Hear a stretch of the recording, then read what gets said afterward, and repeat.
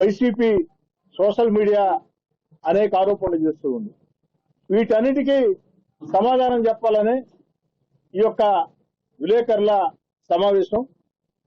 అవినాష్ శ్రీకాంత్ జైలులో ఖైదీలో ఉన్న యువకుడు.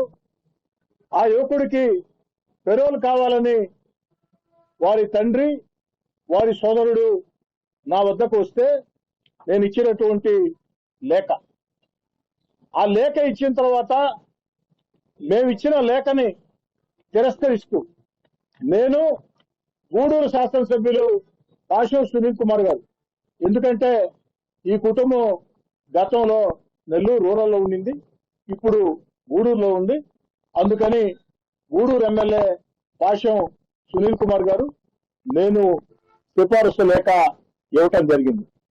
సర్వసాధారణంగా శాసనసభ్యుల వద్దకి ఏదైనా పని మీద వస్తే రకరకాల సమస్యల విషయంలో లేఖలు ఇస్తాం.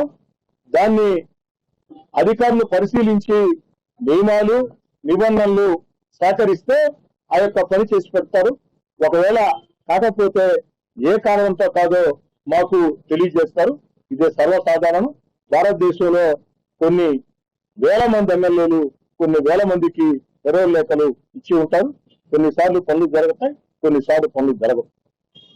నేను గూడూరు ఎమ్మెల్యే సునీల్ కుమార్ గారు లేఖలు ఇస్తే జూలై 16వ తారీఖున ఈ సంవత్సరం జూలై 16వ తారీఖున ఇద్దరు ఎమ్మెల్యేల లేఖని తిరస్కరిస్తూ అవినాష్ శ్రీకాంత్ కి నియమాల ప్రకారం పెరోల్ ఇవ్వలేము కాబట్టి మీరు ఇచ్చిన లేఖని తిరస్కరిస్తున్నారని చెప్పి ఈ సంవత్సరం జూలై 16వ తారీఖున అధికారులు నాకు అటు గూడూరు శాసనసభ్యులు మిత్రుడు పాషం సునీల్ కుమార్ గారికి రాతపూర్వకంగా ఇచ్చిన సమాధానం.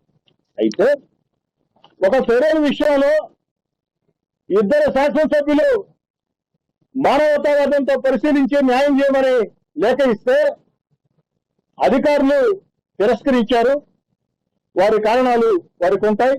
మరి ఆగస్టు 30వ తారీఖున అధికారులు పెరోల్ మంజూరు చేశారు. మిమ్మల్ని అందరినీ కోరుతూ ఉన్నా, మీ ద్వారా రాష్ట్ర ప్రజలందరికీ తెలియజేస్తూ ఉన్నా,